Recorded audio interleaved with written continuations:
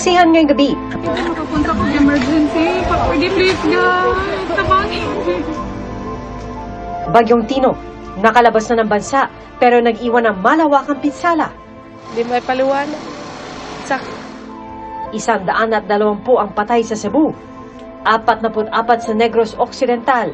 Bakit nagstoryana pa kami pagaling, no? Pahirapan pa rin ang paghanap para sa mga nawawala. Pero lahat, may marami pang natabunan. Nananatili ang pangamba sa ilang lugar.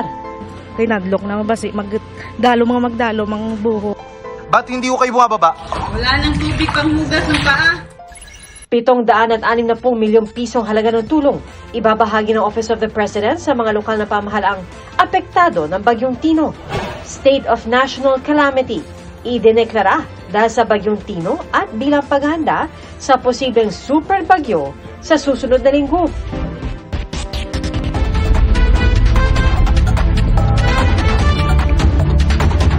Sama-sama tayong magiging karakili!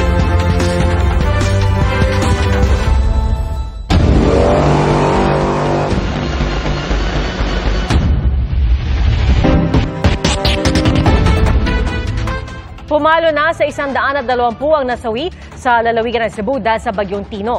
At sa ilang bahagi ng Talisay, halos wala nang natira sa mga bahay sa tabing ilog. Sa Liloan, nasa bubong pa rin ang ilang residente. At mula sa Cebu City, saksi live si Emil Sumangi. Emil? Gustuhin man ng mga kababayan nating naapektuhan ng pagbaka na makarecover, nananatili pa ring hadlang ang problema sa kuryente,